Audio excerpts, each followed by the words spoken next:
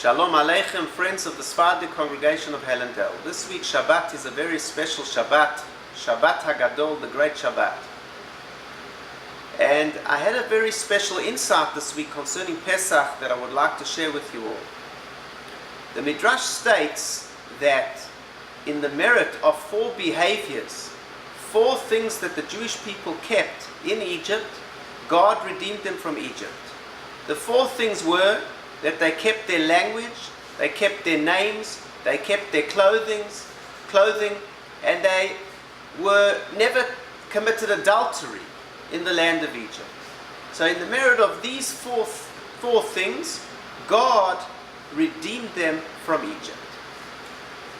Now, there is another midrash which is quoted by Rashi on the pasuk, on the verse in Parshat Beshalach that states "V'chamushim alu bnei Yisrael meretz Mitzrayim."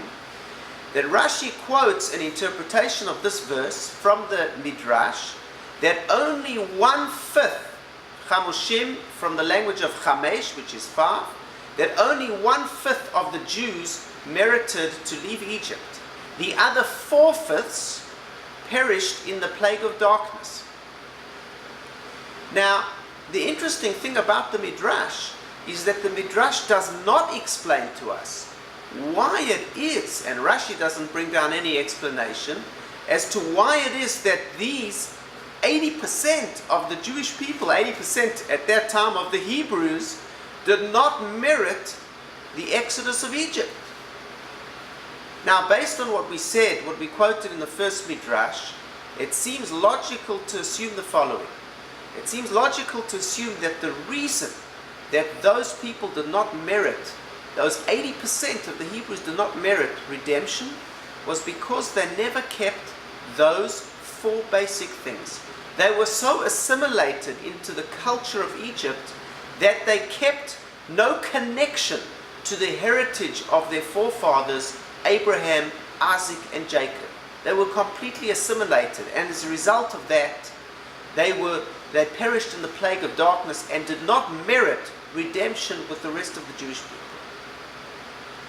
Now, there is another midrash which seems in a certain sense to pose a difficulty with what we have just learned.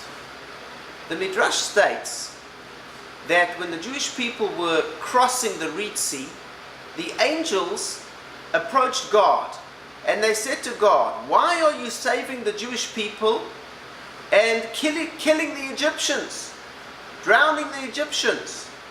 Just as these are idolaters," meaning just as the Jewish people are idolaters, so too these are idolaters, meaning the Egyptians.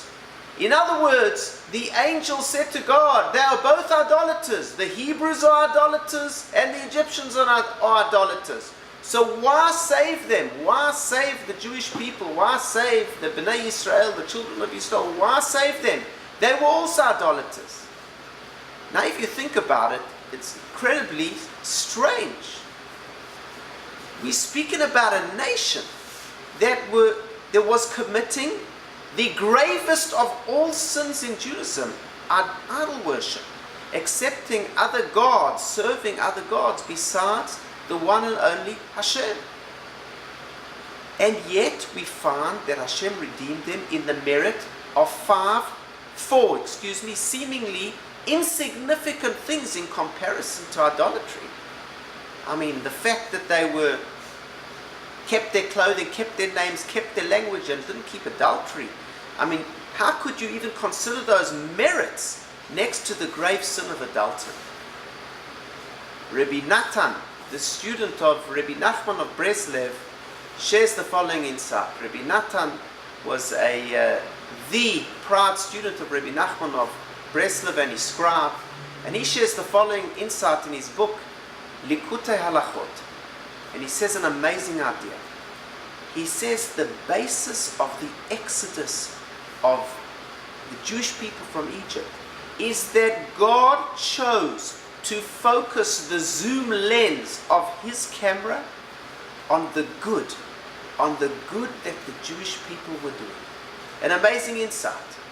God chose to focus the zoom lens of his camera on the good that the Jewish people were doing and to block out, in a sense, the idol worship, the negativity that they were up to.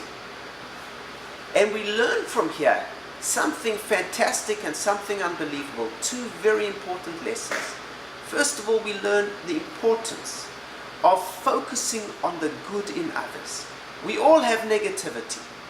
But if God, and we learn how to behave from God, if God could focus on the good within these people that were idolaters, and in that merit give them the redemption, then surely when we see people in all walks of life, whether they are observant of mitzvot, whether they're not observing of mitzvot, whatever their affiliation may be, certainly we have an obligation and a divine instruction to focus our zoom lens on their good. And it's an amazing thing that Rabbi Nachman himself says, that when we focus on other people's good, we become a catalyst. We reveal their godliness and we become a catalyst in their process of coming closer to God. Friends, the message is so simple.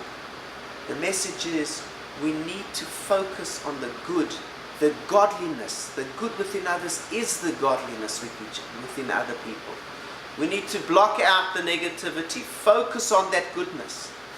And friends, if we can just get people to identify, as long as one identifies with the Jewish people, even if one does not keep any mitzvot, we see that one is a candidate for redemption. The Jewish people kept nothing. In fact, they were idolaters. But Hashem could redeem them because there remained some connection. It is our divine duty to make sure and to try, through spreading goodness, through focusing on the good in others, to try and let every Jew be connected in whatever way they can to Judaism. Every little bit of connection counts. Shabbat Shalom.